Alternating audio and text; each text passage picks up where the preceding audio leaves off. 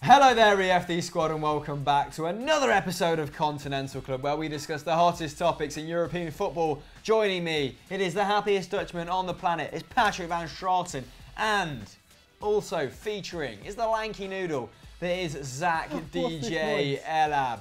First question, let's dive straight in. I'm proper phoning this one in. Want to get this out the way so I can edit FDFC's training session, week 3, which will go live on FD this Saturday. But alas, Liam A. Stewart has asked, lads, with every English team topping their Champions League group, are we set to see a rejuvenation of English clubs in Europe? And realistically, how far can each team go in the Champions League? Having just watched PSG batter Celtic, which isn't all that hard if you're a top tier club, I think there's only one club who can stop them at current, and that is Manchester City. What do you make of that statement, Patter? Yeah, I mean, they'd be the favourites to do it. I think Man City and PSG are definitely the two favourites at the moment. I'd probably lean Man City because I do think they have a better manager, though you could argue their squad is a little bit more top-heavy than PSG's is. They've got strength kind of all the way around. I actually think I really do think Tottenham could go pretty far. I'm not saying they will necessarily, but if they decided to concentrate on it, they could beat anybody over 2 legs, and often defensive sides do really well in cup competitions. I'm not saying they're just defensive, but they're extremely hard to get through. And if they could keep PSG quiet, then I think they'd easily score against them. Like Tottenham, I think those might be the 3 best sides in the Champions League this season. Genuinely, I really think Spurs are great, and Pochettino has a great record at basically out-managing really good managers. Yeah. For Spurs to be topping that group of death is quite frankly insane, given their poor record last season. And if they were going to go far in the Champions League, if they are even, Harry Kane was going to have to do something, wasn't he, in this campaign? And he's averaging a goal every 70 minutes, Pato. That's good. That seems good. So with him in full flow, you'd imagine they won't be. There'll be a daunting prospect for anyone in the last 16. Zach, talk to me about your boys Chelsea. Might be catching you a little off guard here. Haven't rehearsed. But go for it. Well, Chelsea won't make it to the final, let's be honest. Okay. Well, I don't think we even make it to the semi-final, but I think not even after destroying carrier bag. Yeah, but the problem with Chelsea, especially this season, we are very capable of having a bad result, like Roma. I was lucky enough to go actually watch the game, and there's that moment where all 3 of the defenders are running after, I think El Shaarawy might have been Dzeko, and they've just got the one on the left absolutely free. And I think we are very, especially against good teams Roma, who, with the other people that are in the Champions League, like Real Madrid, Barcelona, we can do that very often. I think the problem with Chelsea... you're inconsistent. Indeed. Well, the Premier League is a great example of that. We can go from beating Manchester United to losing to Crystal Palace and Burnley. Yeah. Okay. That's a big problem. Form's not quite as imperious as last season, is it? Wasn't David Luiz subsequently dropped after that game? Yeah, but I think the problem with David Luiz as well, he is very much a big personality for Chelsea, especially on the pitch. Christensen's done very well coming on as well. We saw him against Manchester United. He performed brilliantly. He kept Romelu Lukaku very quiet. But I think David Luiz will eventually get back into the squad. We'll make it to the quarters, and then we'll get put out by the Juventus or Barcelona. I just feel like... Oh, go on, mate. I was just going to say, I don't think Chelsea have the firepower to reach the last stages of the Champions League. Very reliant. Yeah, we're very small squad. And that's the other thing. Conte does run his squad into the ground. That's the kind of like the one criticism you can always have of Conte. And so when it gets to the latter stage of the Champions League, everyone's exhausted. You know, Hazard's exhausted, Morata's exhausted. Like that can start to be an issue, unless Danny Drinkwater or somebody comes in and starts putting up numbers. But I'm not sure he's necessarily going to get you from a quarter-final to a semi-final or a semi-final to a final. We say that though, but then if you do think back to 2012, Chelsea squad at the beginning of the season, would you have said they won the Champions League then?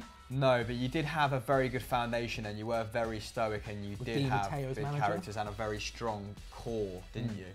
That Petr Cech, yeah, true. The old guard, Frank Lampard, Didier Drogba, spine running through the team. And it did take a little bit of luck as well. Yeah, 100%. It was a great campaign. Okay.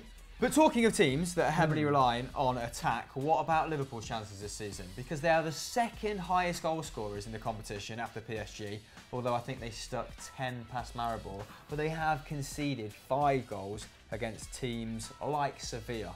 So, Pato, do you think that attacking-wise, they have the ability to go far in the competition, but their defence will let them down in those latter stages. Yeah, probably. I think they're one of the better teams in the competition. Yeah. Like, their attack is absolutely ridiculous. And the thing is, when you win the group, you go away first in the second round, right? You play a team who came second at their ground first.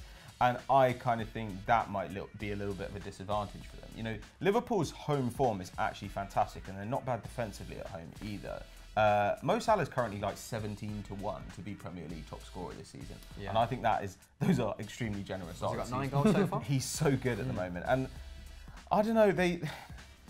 Problem is their defence. Yeah, if they could go out and rack up a bunch of goals at home and then go away in a second leg, they could probably just camp out. But if they need a result in the second leg, they're just always easy to cut apart on the counter. Like you said, PSG, Man City, and Spurs as well. Any of those sides, I think, would have them like on the break. And Real Madrid have a lot of flaws at the moment, but my God, if they're counter-attacking on you, then they will cut through that Liverpool defence.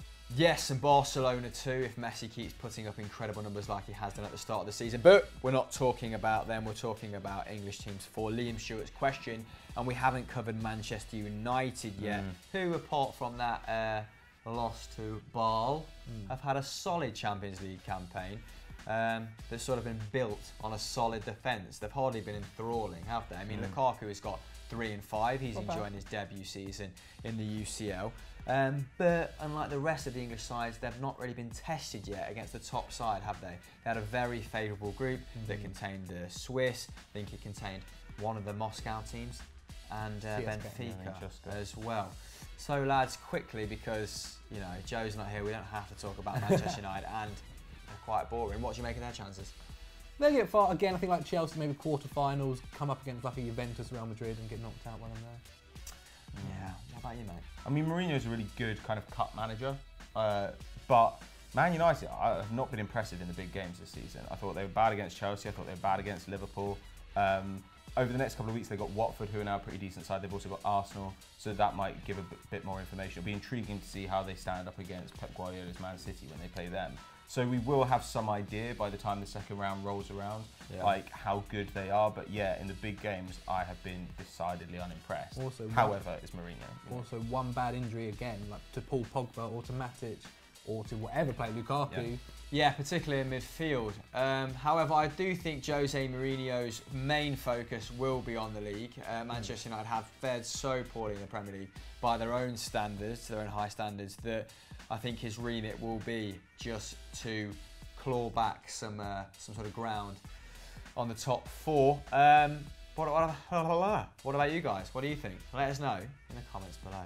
Next question comes from William George R7, and he's asked, lads, do you think Cristiano Ronaldo will be able to turn his season around? Now, it's been well documented on Twitter at the moment that he has a conversion rate in La Liga of 1.8%. I think he scored 1 goal from 55 attempts. Great. He's faring much better in the Champions League, though.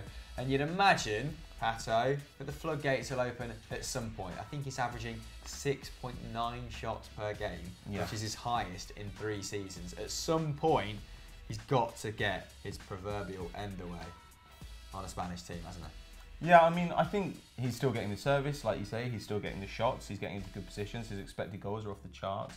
Like, for a guy of his age as well, these numbers are unprecedented, pretty much. I mean, maybe Zlatan is the only one who's done it post-30, or Antonio Di Natale. Like, he looks still like an elite striker, and sometimes you just go through one of these scoring patches. Barcelona had one a few years ago, where I think they went like 80 shots combined between Suarez, Messi and Neymar without any of them scoring. And it just happens from time to time. Basically, conversion. We all want to imagine that conversion's really consistent and like good players are always scoring like basically all the shots they take, but that's just simply not true. Conversion comes and goes, depends on, you know, the keeper in front of you, sometimes just depends on a bobble or the wind or whatever.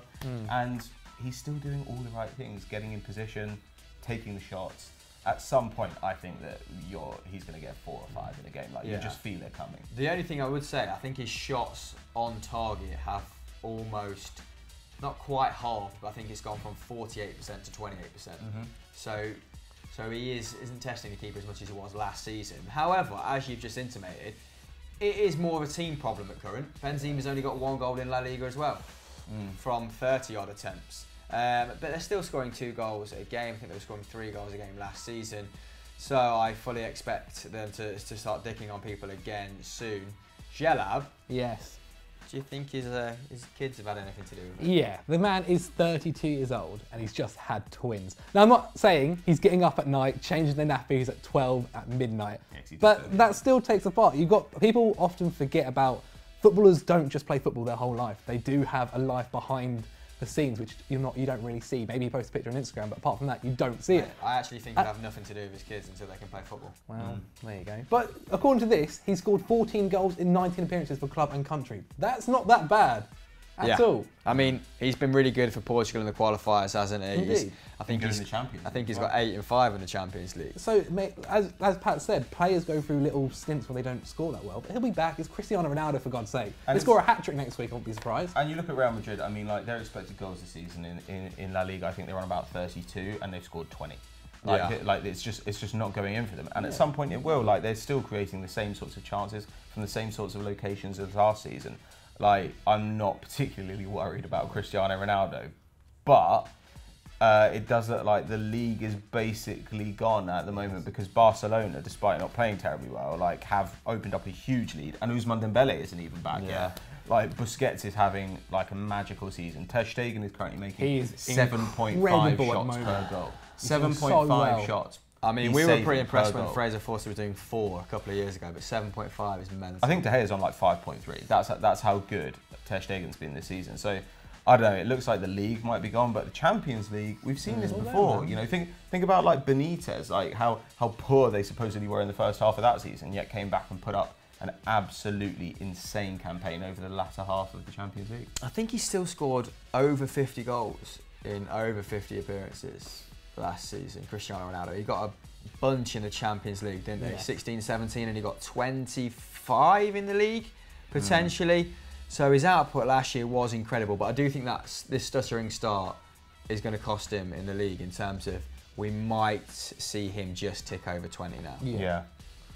So could be the end of his 30 goal haul seasons, but still, I imagine he'll still put up, pretty decent numbers. What do you guys think? Let us know in the comments below. Final question comes from the man who inundates all of our timelines. It's Swagato Sarkar, and he's asked, which club has disappointed you the most this season? A good question, to be fair. Pato, do you want to kick us off, mate? Look, I mean, I think there are a couple of obvious candidates, but I'm going to go for, I think RB Leipzig have been a little bit disappointing, and I think Southampton have been a little bit disappointing. I was hoping Leipzig would recapture the form they had when they started last season, where they were clearly the best team in the Bundesliga. But instead, they've basically started the same way they ended last season, which is being pretty good, but not spectacular at all. Like, they've been trying to rest Forsberg and Werner. I think the squad isn't quite deep enough to handle Champions League plus the Bundesliga at the moment. They've come through their Champions League group, got a couple of good results against Monaco, but I don't know, there's something, maybe it's just a bit of experience, maybe it's a bit of depth. Couple of decent acquisitions though. Kevin Campbell, Kevin Jean-Augustin. Yeah, Bruma as well. And Upamecano looks like he's kind of really kicking on, but they'll still be fine. But basically, like, they're still in the process of turning themselves into a Bundesliga / Champions League quality squad. Yeah. Like, at the moment, they're still like in that process, and they're going to struggle in one of the 2 competitions, you'd have thought. Southampton, I think they sacked a really good coach in Claude Puel. I think they've hired a coach who seemed promising in Mauricio Pellegrino, but basically last season, even when their attack wasn't good, their defence was outstanding. This season, their attack isn't good and their defence is mediocre. What has happened, Pato, to their more creative players like Nathan Redmond, like Dusan Tadic, because they look like they can't buy a goal at the minute, Southampton? Well, Redmond still looks like he's creating chances. I think he's creating a couple a game, and he's still extremely young. Like, he's notionally a winger, but he actually like comes inside and plays in like the half space a lot more. So that's quite promising. But Tadic has been in and out of the squad for a couple of seasons now. He never seems to get 90 minutes. His chance creation has dropped off hugely from where it was in his first couple of campaigns. Obviously, they lost Mane and they got in Buffal, who hasn't quite kicked on in the way they'd hope.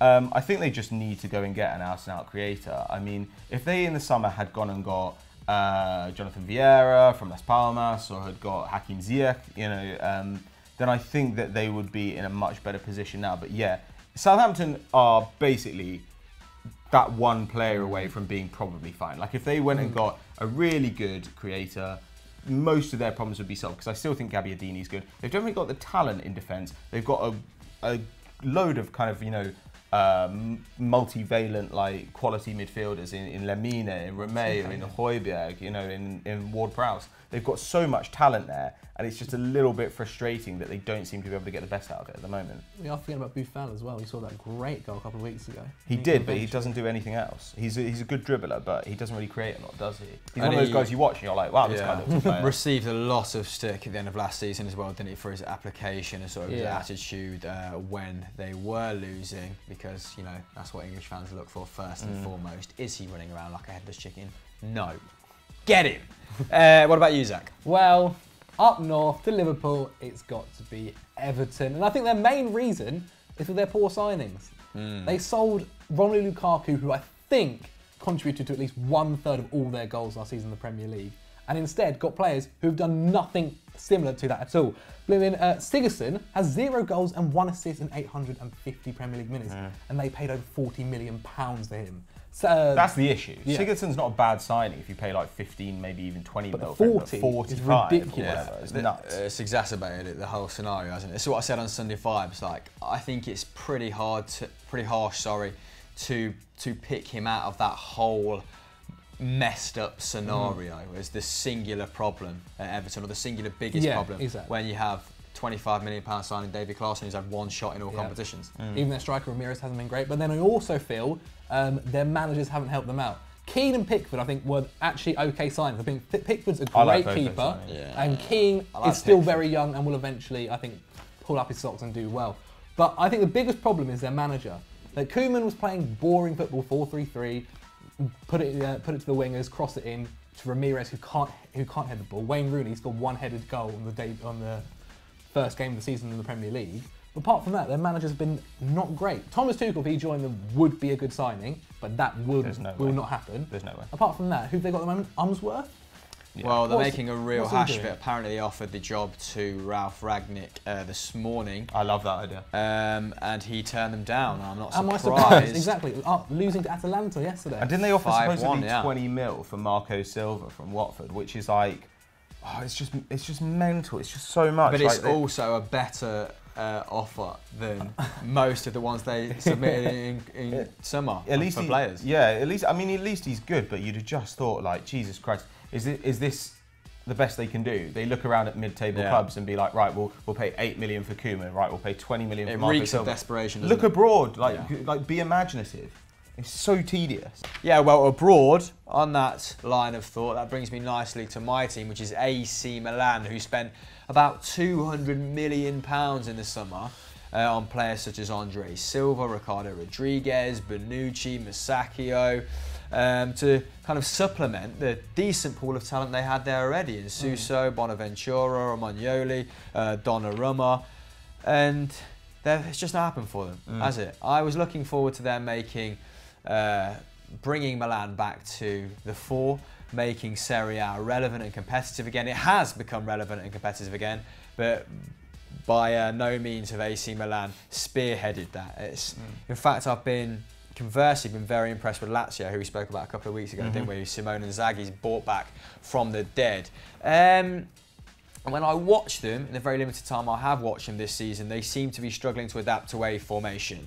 They've played 3-4-3, they've played 4-3-3, which they were playing last season. They played 4-3-2-1, and nothing seems to be sticking, and they seem to be having a hard time of incorporating all that personnel, all that new personnel, into a cohesive unit. Bonucci, £35 million, their captain. Already there's talk of him being sort of displaced in the side. I think Romagnoli is putting up better numbers. There is Zapata's putting up better numbers. But I think his place in the side is by and large why they're playing 3-4-3. And they just can't keep a clean sheet. I think I've got down here 4 clean sheets in 30 matches. They've lost 6 of their first 13. They're no longer challenging for the title. They're sort of grasping on a champion, to ambitions of getting in the Champions League yet again. And I think teams like Lazio, Napoli, Roma, and Juventus, who are all in the ascendancy, aren't going to slip up. and we're going to see AC Milan playing Europa League football yet again. Inter Milan, on the other hand, playing brilliant under Spalletti. I think they're currently second or third. Milan fans, what has happened? I need deeper analysis. Let me know in the comments below. So guys, that was this week's Continental Club. Thank you for watching. Thank you for submitting your questions. If you've got any hot topics, it's a sharp in America, isn't it? Yeah. Awful.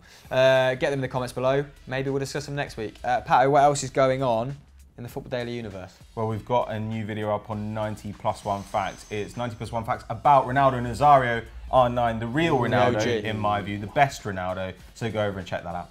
Yes, and then go on to tomorrow's video, Stat Wars, where Patrick takes on Kieran from 90 plus 1 facts. I'm sure it is brilliant. How do they go on to tomorrow's video? It's not well, you wait for it. They wait here for 24 hours. 24 hours. 11 o'clock tomorrow, which won't be uploaded at 5 AM. Adam Templeman. Well, it was you.